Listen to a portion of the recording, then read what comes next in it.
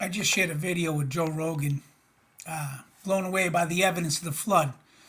Now, what I like about that is Joe Rogan doesn't believe in God at all, and so I'm hoping this helped him open his eyes a little because they say in the video how the nowadays scientists they don't even. You're like if you say you believe in a global flood or creation or anything like that, then you get ousted. So especially the ones that have been teaching it for years, even if they find evidence that they were wrong, they can't. They'll hang themselves. How many people have studied under them and they taught them? So they can't, they got to keep the lie up because if they don't keep the lie up, they'll look stupid, right?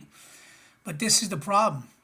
Like in the video, you'll see it says that we just, for years, people just said, oh, he's an expert, I believe him. He's an expert, I believe him. Because we don't want to look into it. We don't want to study it. We're lazy. Because in a video, you'll see it says that they want a nation of workers, not thinkers. Because if we think, if you stop and think, so one thing about me, one thing that changes when you start to follow the Lord, you start to read things and follow evidences, and you love the Lord. I love the Lord so much, I want to prove things. So next thing you know, not only am I studying the Bible, but I'm studying science, and I'm looking at evidence of the flood, evidence of a lot of things. They went over where Moses parted the Red Sea. They found chariots underwater that are rotted. Hardly nothing left to them, but they found horse bridles. They found all sorts of different things in the Red Sea, proving that somehow, some way, out in the middle of the Red Sea, there's all chariots. If you keep, when you keep searching and keep looking, things open up to you. But most people don't want to believe in God because it affects their life. They can't do what they want. They refuse to accept it. Shut up, Maisie. They don't want to accept it because then they can't live the way they want to live. If they start seeing that the Bible is right, oh my word, what are we going to do? And if anything, the world's fighting against that. Our higher ups, they're all evil as far as I'm concerned. I see nothing but evil in the governments of the world.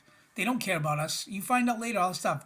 Everything they're doing to poison us, take away our food, everything's crazy. Their goal is to keep everybody blinded. And we're so busy trying to keep our houses and trying to survive and take care of our families that we don't have time to think. We just keep getting up like slaves in the morning. Get in your car, drive to work all day, come home. You're dead tired. Hopefully you'll have energy to do something. Hopefully you'll have stuff to do. But me and my wife kill ourselves and we're house poor. I can't stand it. I want to move to a smaller venue. But you don't want to sacrifice. My wife don't want to sacrifice.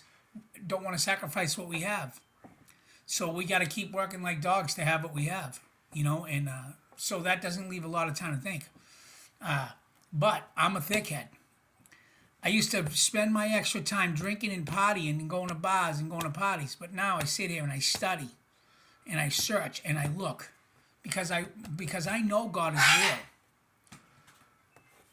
The only people that can't follow God is the people that don't want to. Because if you really got into it and you really studied it and you looked at it and you really opened up your heart to God, things would open up your eyes. You're sitting there with cobwebs on your eyes because you don't care to know, you don't want to know. And that's it.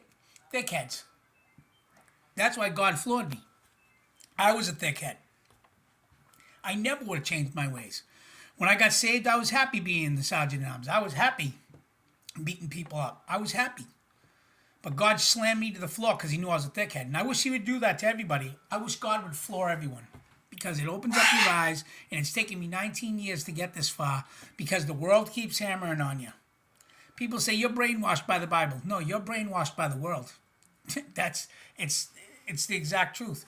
I am brainwashing myself in the Bible. I'm cleaning my mind every day, and I'm brainwashed. I'm cleaning out all the brainwash of the world, which is clearing my eyes and helping me see the truth of what's really going on, and that Jesus is real, that in God created the world, and anyone that don't like that just don't want to like it, don't want to learn because they're too busy worried about their 10 square feet of ground around them.